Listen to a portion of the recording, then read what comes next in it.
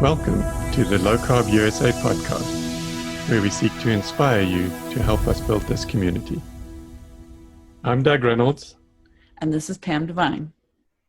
So, hey everyone, we've got Alan Green with us today, and he's a recent new member, I'd say, of the SMHP and a follower of LowCarbUSA.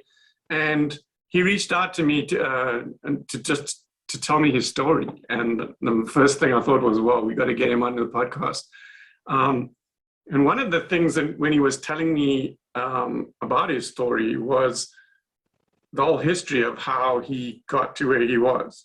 And I think that's something that we haven't explored very often, or if ever, even on any of these podcasts. So I think it's fascinating to hear how people, and him in particular, get to a place like that, and then what it takes to come home again. So, welcome, Alan, and tell us your story from the beginning. And like you were telling me a bit earlier, like how it is that you ended up the way you were.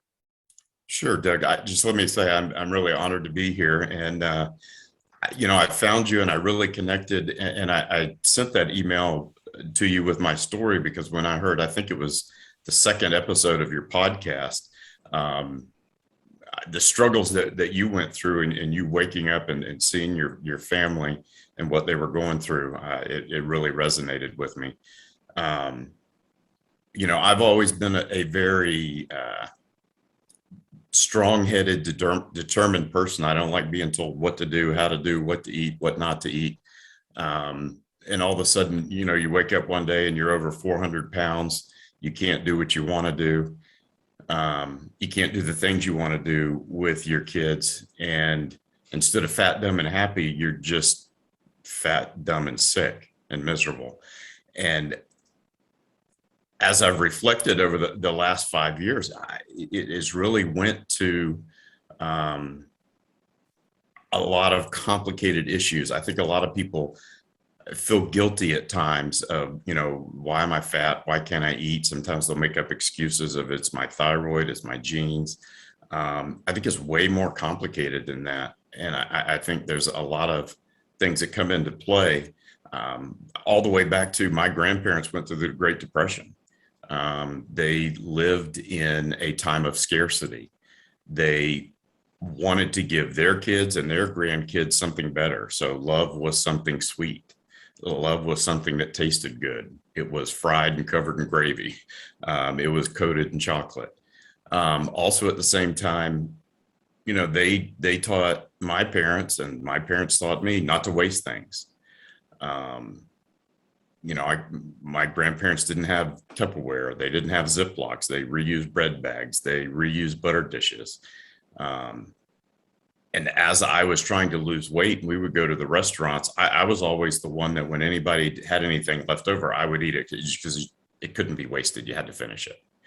And it would literally make me ill, physically ill. I would have to tell my wife, I'm going to the bathroom. Please have the waitress throw this away. That's just one small aspect. My mom taught elementary school. She was very loving. She was very kind. My paternal grandmother, she was a cafeteria cook at school. Both of them loved kids, cared for kids, nurtured for kids. My mom baked everybody's wedding cake, everybody's birthday cake. And that was the way she loved them, was to feed them, to give them food. Either one of my grandparents, when I would go to their house, it would, what can I feed you? What can you have? You have a family get together, and it's all the favorite, family recipes, and it's like everything has to revolve around food. You can't get together unless you have food. Every year at Christmas, we had a big tradition where we would make all these handmade, candies and fudges so I grew up with that. I grew up with a, very strong sweet tooth. I can remember when Snackwells came out. Let me back up. if anybody's read Good Calorie, Bad Calorie, Michael Moss, Dr. Lustig, and they go over the history of the low fat mandates and the government mandates. I can distinctly remember standing in my grandmother's front yard with I believe it was Snackwells or one of the first ones that came out, and look at this is fat free, and literally eating 2 or 3 boxes of them together, celebrating that, these are fat free. My mom was continuously on Weight Watchers. She must have lost 10 people over the time of her lifetime. She always struggled, with her weight. And when I was in high school, I lifted weights. My first job, I was a carpenter. I worked a lot. I worked hard. I got a big appetite. I got a big appetite for unhealthy food, highly palatable food. Again, I refer back to the books I mentioned. It's, when Doritos say, I bet you can't eat just one, they scientifically proved that you can't. So of course my serving of Doritos was the entire bag, usually with some kind of dip. And as I got older and I got promoted to a construction manager and then a division manager and then a project manager, less of my time was in the field. More of my time was behind a desk. Then you get busy with a family and you just completely quit doing what you were doing, but you still have the same appetite. I couldn't imagine how many calories I ate when I was 18 or 19. It was probably 4,000 or 5,000 calories a day, but I worked that off. Well, you can't do that when you're sitting behind a desk and you're 48. So at what point did you start to feel like, whoa, something's like really bad here and I need to try and do something about it? It was a long, slow crash. It wasn't like an epiphany one day or something that came to you one day that just said, you know what, I'm done with this. So it was a progression. Well, when I started, yes, when I finally started, when I finally had enough, but that build up to it, my mother had her knees replaced, had her hips replaced. And during her last hip replacement, she was very large. So she couldn't move around. She couldn't exercise. She had type 2 diabetes and all the complications. She didn't heal well. It got infected. And she spent several years in agonizing pain. And it just, I was largely her caretaker in the last few weeks. I watched her lose her dignity as her diapers had to be changed, as she had to be hand bathed. She was in excruciating pain. She wouldn't say anything while anybody was there, but I remember leaving the house one day and my dad was in the living room and she was the very next room, which was their bedroom. I left, she heard the door close and I forgot my keys. I had to come back in and I could hear her screaming, "Bill, please kill me. I can't take it anymore. Bill, please kill me. I can't take it anymore." And she hid that from us, as much as she could. But that was just, that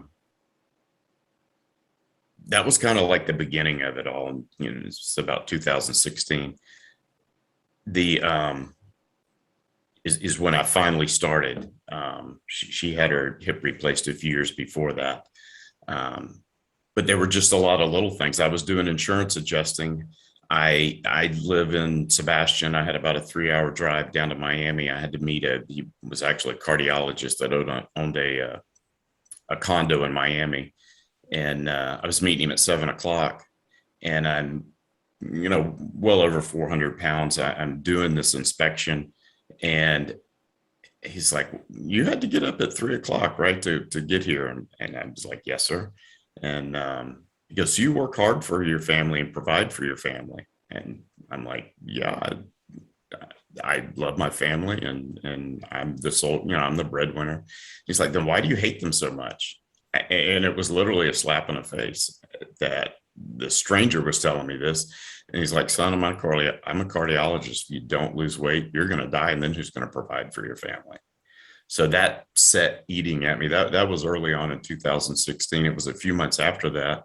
I did another inspection at a elderly lady's house. She was very large, bedridden, had to have nursemaids bathe her, feed her.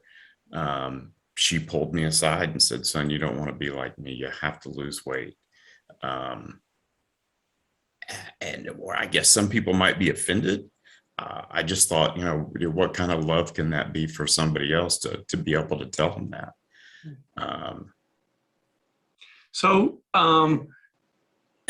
When you decided to do something about it, I mean, was there a whole bunch of things that you tried first, or did you happen to be lucky and kind of find out about keto like immediately?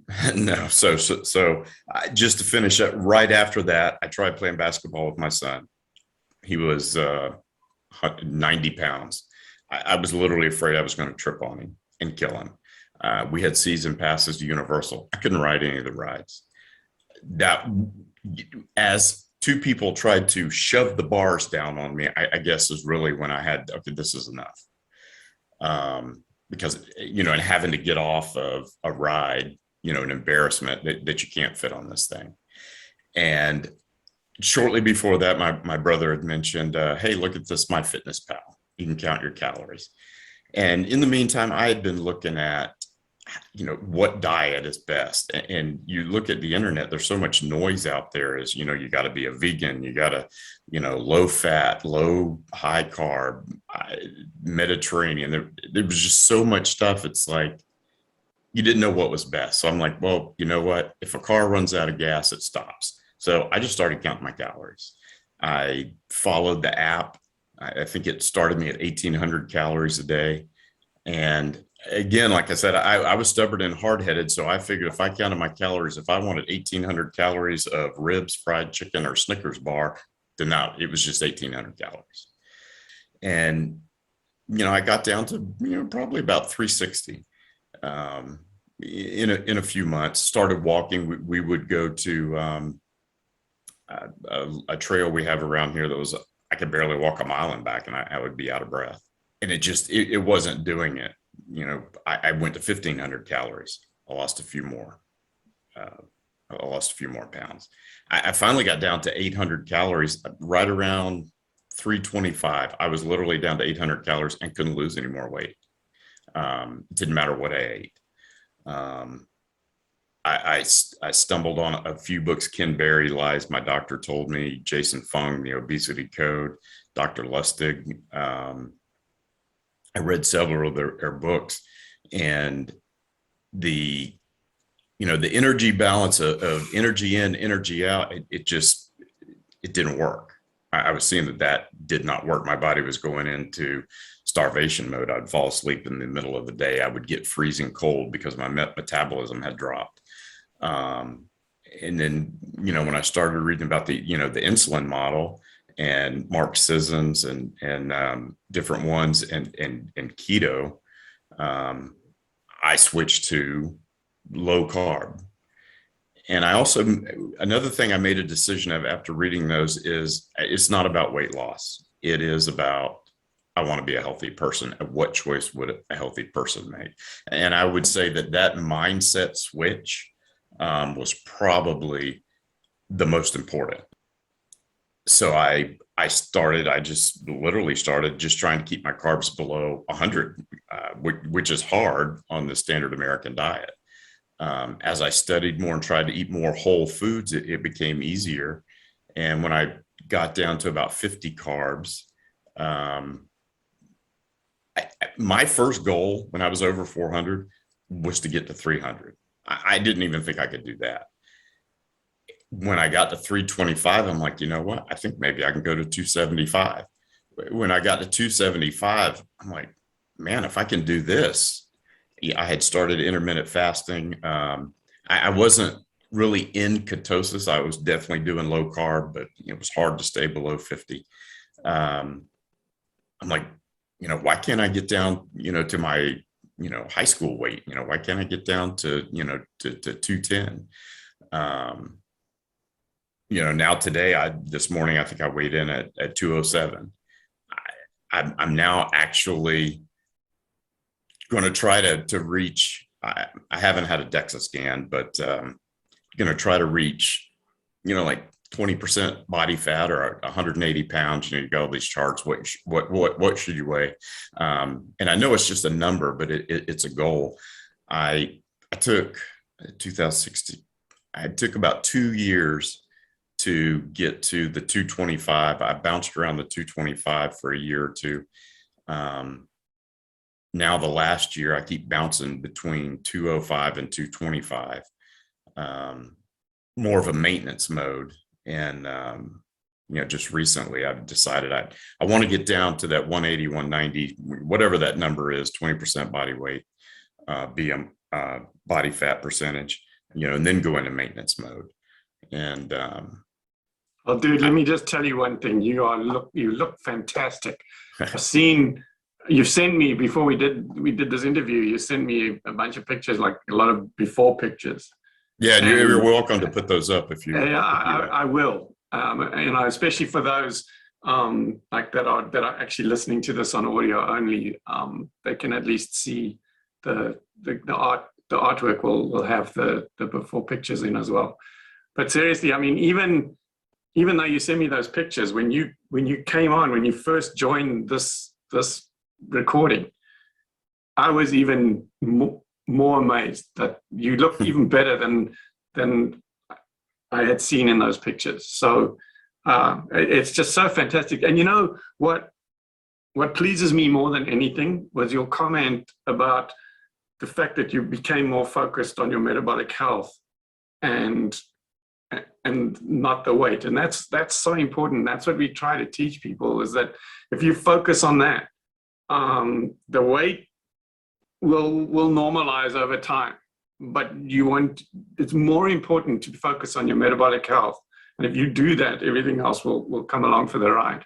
And I'm amazed that you found that yourself, which is, and just saying that even was that was like the catalyst or the threshold point where suddenly things started to happen for you because that's what you were focusing on. So I love it.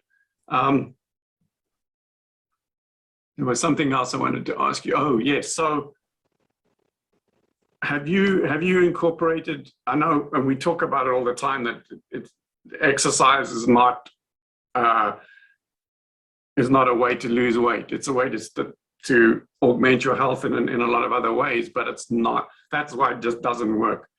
But there is recently, and I know you've recently become, an avid follower of what we do, and I was wondering whether you'd come across the stuff that we've started to introduce with Dr. Ben Bokikio and these exercise workouts that he does, the 15 minutes twice a week. Have you had a chance to learn about that yet? No, and that actually kind of goes into a partnering subject, is the amount of time. Most of us work full time. I'm a construction manager. Housing is booming. I had to leave work early to do this interview today, which believe me, I'm excited about. I didn't know what metabolic health was till probably the first part of the year. And so I just recently found you, and it's funny, over the last year or two, I've been trying to decide what am I going to do with the rest of my life. To answer your question, no, I haven't looked into those exercises yet. And because of everything I have watched, my dad, which we haven't talked about, I've watched so many of my family died. Now in hindsight, my grandfather died of Alzheimer's, which now they're saying it's type 3 diabetes. Right. They're calling, inflammation of the brain, due to insulin resistance. When I look at my family in hindsight, they've all died from some type of metabolic dysfunction that didn't need to. So where getting metabolically healthy has driven me and helped move me forward, it also creates this outrage. And when I walk through society and I see big government mandates, pharma mandates, people just don't know. You had asked me about, how did I get here? I did it haphazardly. I screwed up a lot. I could have got here along a lot easier if I had the information, but it's hard to find the time to look into a lot of that stuff. People just don't have the time. They need it quick and simple. And that's why I'm dedicated to trying to get that information out to my kids. I don't want my kids to suffer, the same thing that I did and their grandparents did. As far as exercise, please feel welcome. I sent you, I don't know if you had a chance to look at it, something that I had shared on Facebook to give encouragement to other people that I'd labeled, fat, dumb, and happy, and cross it out and put, fat, dumb, and sick, fat, ignorant, sick. But it shows where I was at, where my A1C was at, and then, what it went to. And one of the things in there was depression. I struggled with suicidal depression because of several life events that I guess kind of broke me mentally. Went on, antidepressant drugs for a while, got off those. That's a whole nother struggle. But even after I got off those, my diet improved it, I would say 80%.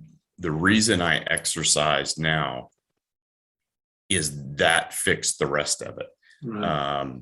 If you listen to the series Andrew Huberman did at Huberman Labs, he can explain about a lot better than I can of why that does that.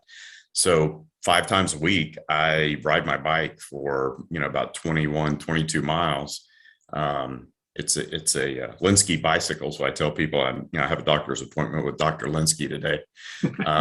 So you can't outrun a bad diet. I mean, you can't run off a Snickers bar faster than you can just not eat it. So yes, I exercise, but it's for a completely different reason. Right. It's for all the other metabolic benefits. It is not to lose weight. It's actually harder for me to lose weight because I also strength train a couple times a week. I get so hungry that I eat more. So I don't lose any more weight. Yes, I do get to eat more. That is a benefit. I'm replacing the calories, but the hunger just, drives me to where exercise is not an efficient weight loss. Is it important? Absolutely. Everybody to do some exercise. So Dr. Ben basically talks about that same thing where aerobic exercise especially is, he says, like, even if it's using your fat reserves, it's like you borrow from it. But then you get, like you said, you get really hungry and you eat more and you put it all back again. But the exercise that he talks about is high intensity, but and it's funny that you talk about not having enough time, right? His workout philosophy, you work out each muscle group, one set to failure, and you choose a weight where you fail between 30 and 90 seconds. And you fail completely. And then you move on immediately to the next exercise. And you get the entire workout done in less than 15 minutes. And then recovery from that is really, really important. And so you literally do it twice a week. So 15 minutes twice a week, like nobody can argue with me that they can't find 15 minutes twice a week. And the thing with this is that it activates the same metabolic pathways as the ketogenic diet does. And so it makes an incredible adjunct to people that are already embracing the lifestyle. And when you talked about trying to get down to 180 or something like that, that was what made me think of it, actually, was that if you had to introduce that, maybe you talked about doing, high intensity workouts already. So if you had to maybe learn about his philosophy in that and try and do that on those days that you do high intensity. If you go to our website or go to our YouTube channel, LowCarbUSA YouTube channel, there's a whole thing on Dr. Ben, like there's a playlist or something and there's like, myself and Pam and a bunch of people doing the different exercises and on different types of equipment and a couple of talks that he does on why it is that this is so effective. And I would really highly recommend that you take a look at that and see if it might be something that is worth trying out, to see if it can help you, especially on this quest to get down to a lower weight than you are at the moment. I definitely will. It's only been a couple of weeks that I've, even known about Low Carb USA or yourself. I heard you on a podcast. I think you're talking to Casey Means at Levels. Right. Somehow I got an advertisement about low carb. I saw who was going to be there. Somehow I got to figure out how to get to San Francisco next year, because I have to meet Gary Taubes. But San Diego. San Diego. Yeah, San Diego. Sorry. Okay. No, we did one in San Francisco as well, but like a one-off. Right, but I think Gary signed up for the one that's coming next fall. Yeah, And, he's been at every single San Diego event we've done so far, so he's been a great supporter. But Ken Berry and just the whole lineup that you have there, I got so excited. I signed up and then told my wife, I'm like, you're going to go. She wasn't really. It's kind of amazing. They say statistically, if one person in a friend group gets overweight, about 80% of them get overweight with them. But yet, if one of them becomes lean, only about 20% get lean with them. My wife, if you look at the pictures, you'll see she's kind of accidentally got healthier because she supports me very much. I couldn't do what I do without her.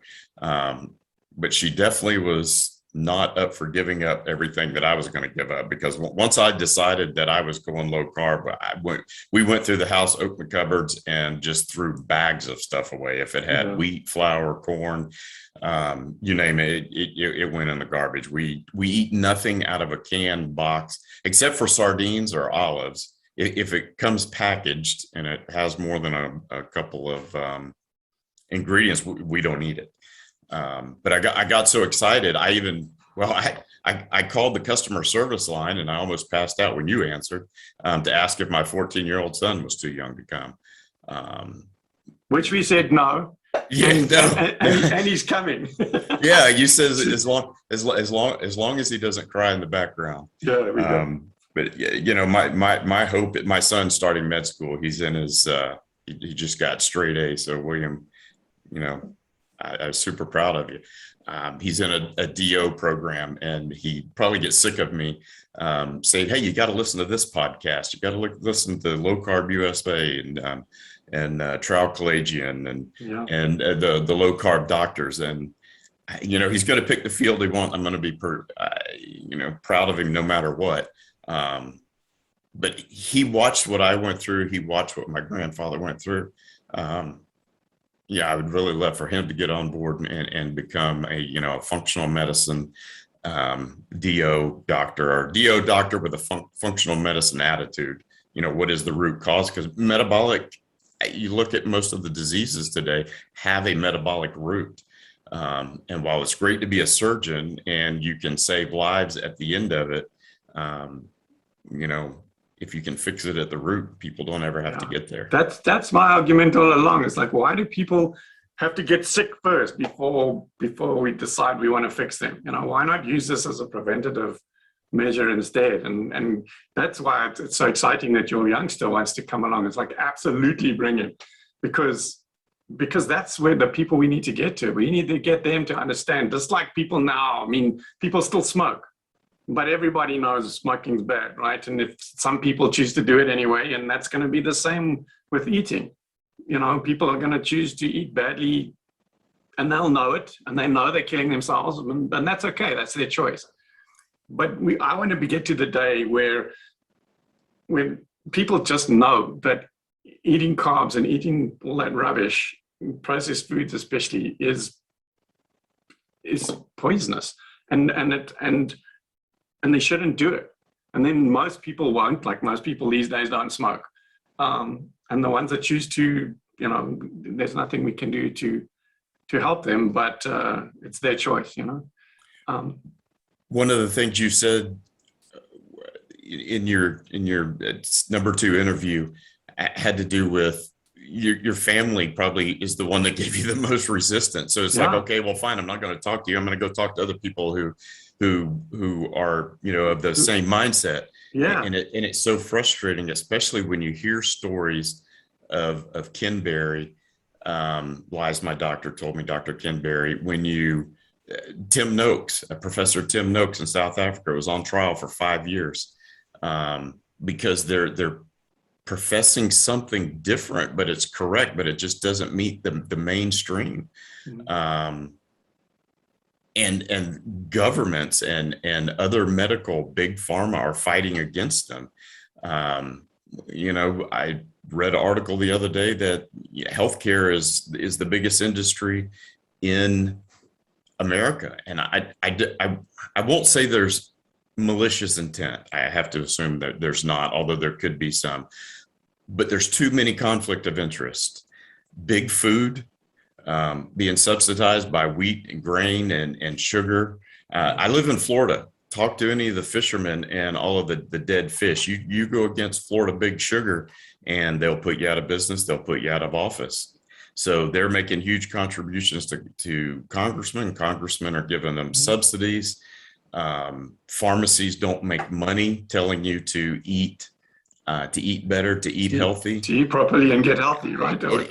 And there are a few health insurance companies, but I don't think the big ones subscribe to it. There are a few of them that are trying to pay people for eating better, but most of them, if they told you to eat better, they will themselves. I mean, they administer all this money. Well, if there's less money, there's going to be, less room to administer it. Yeah, but at the same time, on the health insurance side, I kind of hope that people will see that actually health insurance less so that still the less money they have to pay out, the more profit they're going to make in the end, right? And life insurance is even more profitable if the people don't die young. So, I'm looking first of all for life insurance companies to get on board with this and start, talked about, give people like incentives for showing, if they can show up with blood work and stuff that shows their all these metabolic health markers to be, in good ranges, that reflects in the premiums that they get charged. I think that's absolutely. I think it's crazy, and this is not a topic I want to get off on, but I think it's crazy that I've read articles where insurance companies are going to charge people who don't get vaccinated for COVID-19. They're going to charge them more or drop them. And when you look at metabolic health, when you look at stroke, heart attack, Alzheimer's, type 2 diabetes, the millions and millions of dollars. In 1990, my health insurance for full family, go to any doctor I want, was $5,000. Now from $500 deductible to $2,500 deductible, full family's $25,000. wow. So why is healthcare unaffordable? Every time you put a Dorito and a Cheeto in your mouth, just know that you are one that is contributing to it. And as far as less, I have not been to the doctor except for regular blood screenings. Again, I hope you will share some of the information on my progress report. I had acid reflux, type 2 diabetes, hypertension, depression, my knees, bone on bone. I haven't had a replacement yet, but that's something I can't. I've reversed everything except for that. I've gotten off all of that medication. I used to have chronic sinusitis. I would have a Z-Pak 2 or 3 times a year from sinus infections. I have not been sick in over 5 years. My wife had a semi-mild case. She had 3 or 4 days that her temperature was over 103. She had to have a couple Z-Paks and she had to have some steroids. She had pneumonia because she had COVID. Took her a couple of weeks to get over it and then a couple of months to regain her smell.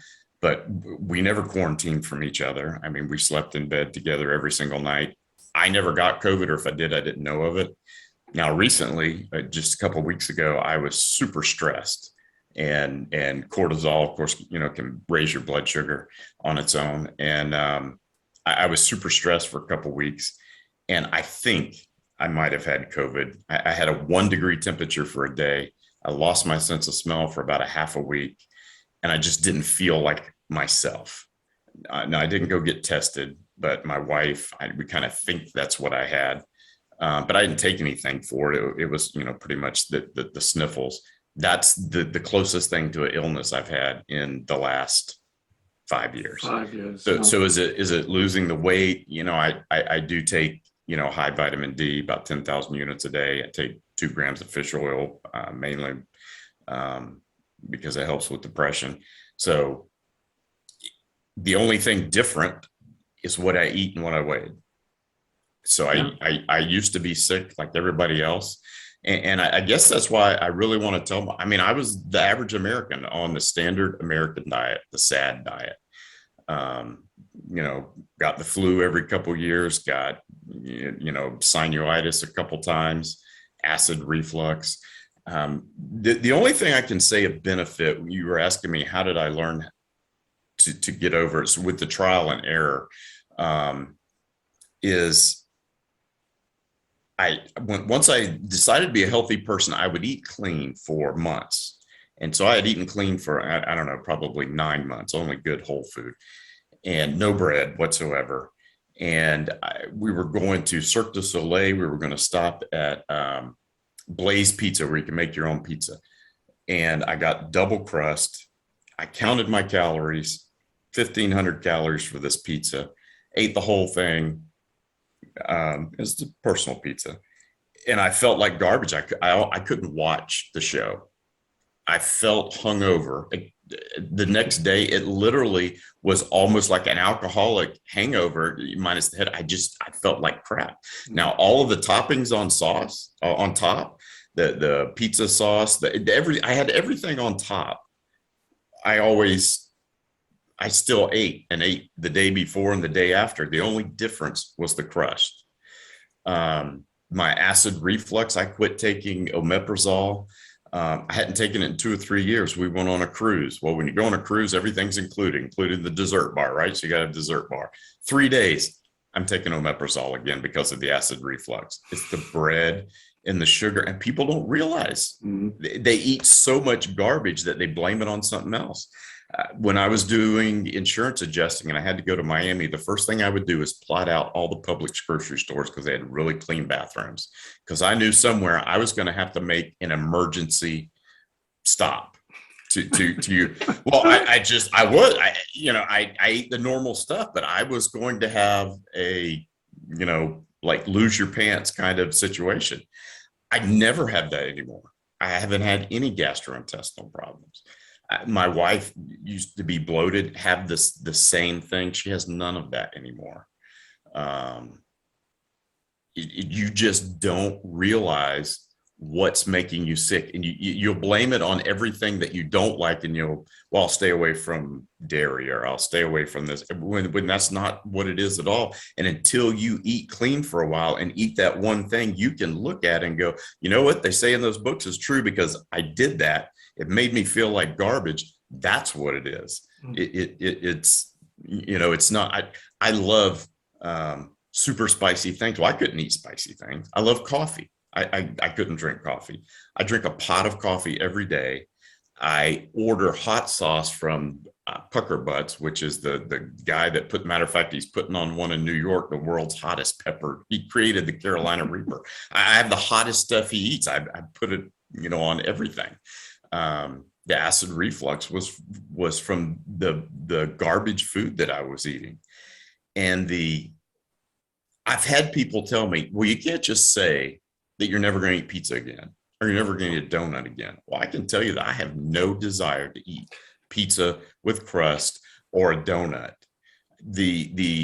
Because I know it makes me sick, my body doesn't want it. So, every now and then a vendor, subcontractor will bring donuts into the office, and that sickening sweet smell, I have to close my door. It makes me want to puke. And my palate has changed to where, like, raw almonds, they're sweet to me.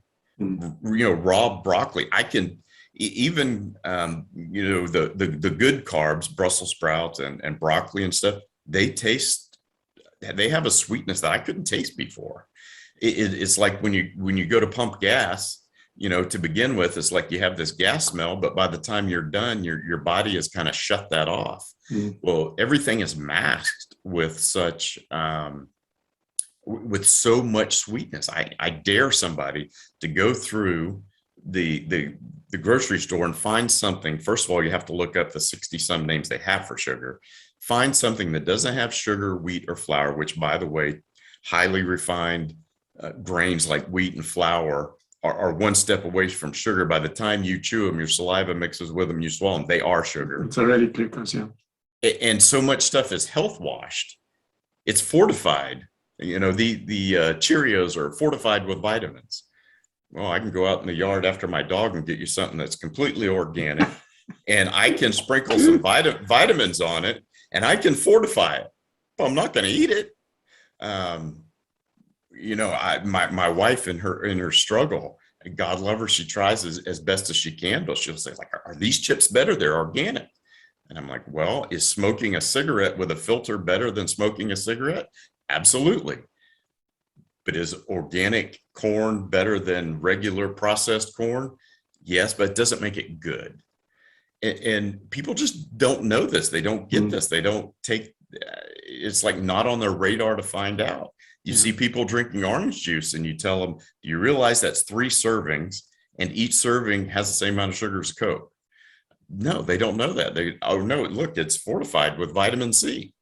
Okay. Yeah, healthy for me, right? It's healthy for me. So that just the health washing of everything. It's very hard to, as a normal person, to figure out what's good to eat. No, and I suppose that's why we have work to do, right? That's to try and help people understand what it is that they need to eat and why it is that they need to eat it. And yeah, dude, it's been amazing to have you on here. I can't wait to meet you and your wife and your young son in Boca in a couple of months' time. And hopefully you can have tried some stuff out with the Dr. Ben workout stuff so that you can literally, we're going to have probably in the expo, we'll have a couple of pieces of gym equipment and stuff like that. So, you can actually ask him some questions and get some direct feedback and help on how to make this better. Because for me, I'd seen a video of him doing the stuff and I thought I was doing it right. But I actually ended up working out with him personally one time, and that was the moment when everything changed for me. When he showed me how to do it properly and what failure really is and how to choose the right weights and stuff. And like from that moment onwards, like everything changed for me. So that's well, I'll definitely check it out. I can tell you, I'm driven after. Maybe next time I can share the story of my dad, but after watching what I watched and seeing what I see and learning what I'm learning, there's two things. I want to do everything I can. One is to give people who are overweight hope that if I can do it, you can do it. I was busy. I had a family. You can do it too. And also to be a warning. Yes, I've reversed a lot of things, but I have to wear braces to walk because part of my knees are bone on bone. I'm going to have a knee replacement. And after my mom's hip replacement, I'm really trying to put it off.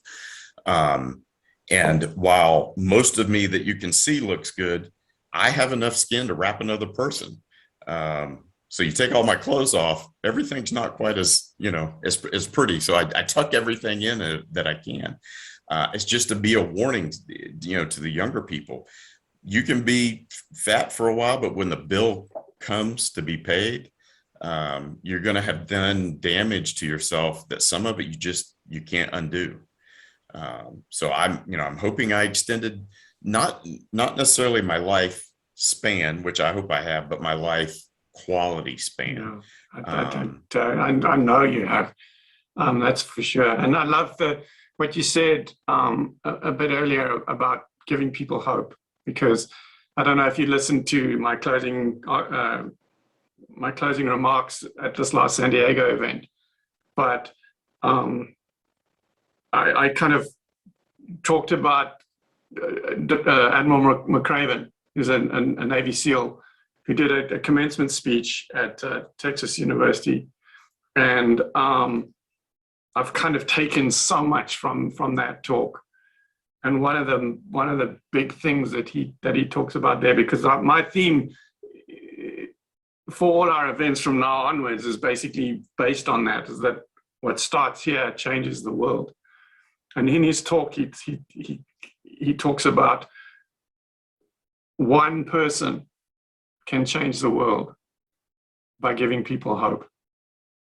And that one person can be you. You know, if you go out there and you start giving people hope, that effort will change those people's lives forever. And changing their lives will change other people's lives.